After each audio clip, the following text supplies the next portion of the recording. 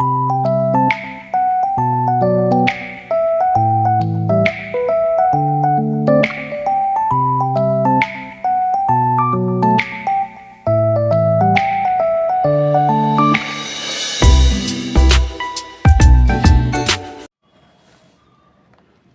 Rakhi Bandhan to all my friends, all my viewers and all my sisters and brothers. আজকের দিনটি খুব ভালো একটি দিন। আজকের দিনটি রাখি বন্ধন। আর এই রাখি বন্ধন হলো খুব সুন্দর একটি বন্ধন। এই বন্ধনে চলো সবাই আমরা আবদ্ধ হই, সবাইকে রাখি পরাই এবং এই বন্ধনে আবদ্ধ হই যে আমরা সবসময় শুভ চিন্তা করব, সকলের মঙ্গল চিন্তা করব, সঠিক সংস্কারে এই জীবনটিকে চালনা করব আর স্বামীজির সঙ্গে একটি সুন্দর বন্ধন করব। কারণ উনি আমাদের মতো যুবক যুবতীদের কাছেই আশা করেছেন যে আমরা সবসময় সুন্দর কাজ করি, শুভ চিন্তা করি, সঠিক সংস্কারে আবদ্ধ হই। তাই আমাদের আজকের দিনে স্বামীজির সঙ্গে একটি সুন্দর বন্ধন করে তুলতে হবে। তো ওনার কাছে আমরা প্রে করি উনি আমাদের ভিতরের সমস্ত দুর্বলতা দূর করে আমাদের সঠিক পথে চালনা করুন আর সাহসী করে তুলুন। তাই স্বামীজির প্রণাম মন্ত্রটি আজকের দিনে একবার পড়ি। নমশ্রী জ্যোতিরাজায় বিবেকানন্দ শিরাহে সচ্চিৎ সুখ স্বরূপায় স্বামিনে তাপহারিণে। আজকের দিনে স্বামীজির কিছু বাণী কথা ভাবব যা আমাদের প্রবৃত্ত করে তুলবে। স্বামীজি বলেছেন, ধর্ম একটি ভাব যা পশুত্বকে মনুষ্যত্বে বা মনুষ্যত্বকে দেবত্বে উন্নীত করে। মানুষের মধ্যে যে দেবত্ব প্রথম থেকেই আছে তার বিকাশই হলো অ্যাকচুয়াল ধর্ম। ধর্ম মানে শুধু শাস্ত্রপাঠ, তত্ত্বকথা কিংবা মতবাদ নয়।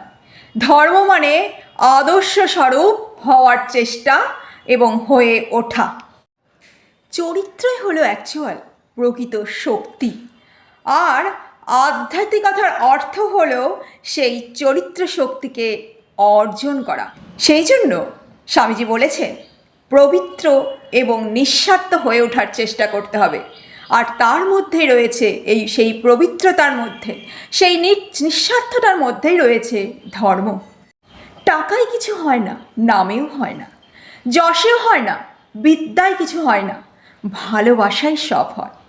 চরিত্রই বাধা বিঘ্নের বজ্রদৃঢ় প্রাচীরের মধ্য দিয়ে পথ করে নিতে পারে।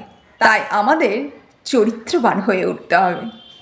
স্বামীজি বলেছেন স্বার্থশূন্যতাই ভগবান।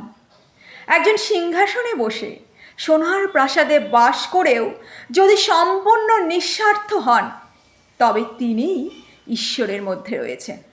আর একজন হয়তো ছেঁড়া কাপড় পরে কুটিরে বাস করছে, জগতে নিজস্ব কিছুই নেই, এত সত্ত্বেও সে যদি স্বার্থপর হয় তবে সে সংসারে ভীষণভাবে ডুবে রয়েছে। এটাই স্বামীজি বলেছেন। স্বামীজি বলেছেন তুমি যে ধার্মিক হচ্ছ তার প্রথম লক্ষণ হচ্ছে তুমি ক্রমশ হাসি খুশি হতে থাকবে। যদি কেউ গোমরা মুখে থাকে তবে তা বদহজমের জন্যই হতে পারে, কিন্তু তার ধর্ম নয়। কিন্তু তার মানে যদি কেউ গোমরা মুখে থাকে, স্বামীজি বলেছেন তা বদহজমের কারণ, এটা কিন্তু ধর্ম নয়। ধর্মের রহস্য কোনো তত্ত্বকথায় নয়, আচরণে। সৎ হওয়া এবং সৎ কাজ করা, তার মধ্যেই সমস্ত ধর্ম। এটাই স্বামীজি বলেছেন আমাদের সর্বদা সৎ হতে হবে, সৎ কাজ করতে হবে, শুভ কাজ করতে হবে। যে শুধু প্রভু প্রভু বলে চিৎকার করে, যে ঈশ্বর অনুযায়ী কাজ করে, সেই ঠিক ধার্মিক। তাই স্বামীজি বলেছেন নীতিপরায়ণ এবং সাহসী হয়ে ওঠো, হৃদয় যেন শুদ্ধ হয়। সম্পূর্ণ নীতিপরায়ণ এবং সাহসী হও, প্রাণের ভয় পর্যন্ত করো না। আর ধর্মের মতামত নিয়ে মাথাটা বকিও না। কাপুরুষেরাই পাপ করে থাকে, বীর কখনো পাপ করে না। মনে পর্যন্ত কোনো পাপ চিন্তা বীররা নিয়ে আসে না। পরের উপকারই হলো ধর্ম। আর পরপীড়নই হলো পাপ। শক্তি এবং সাহসিকতাই হলো ধর্ম। দুর্বলতা এবং কাপুরুষতাই হলো পাপ। স্বাধীনতাই ধর্ম, পরাধীনতাই পাপ। অপরকে ভালোবাসাই ধর্ম, অপরকে ঘৃণা করাই পাপ। ঈশ্বরে এবং নিজ আত্মাতে বিশ্বাসী ধর্ম, সন্দেহই পাপ। অভেদ এবং দর্শনই ধর্ম, ভেদ এবং দর্শনই পাপ।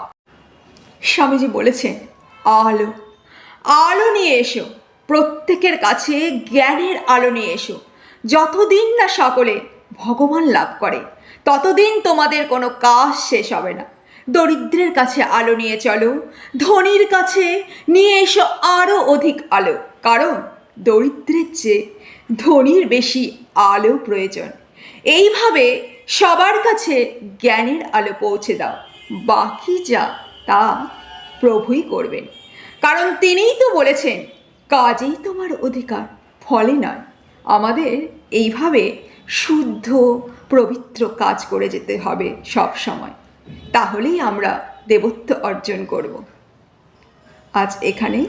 জয় ঠাকুর, জয় মা, জয় স্বামীজি। আর একবার রাখি বন্ধন সবাইকে।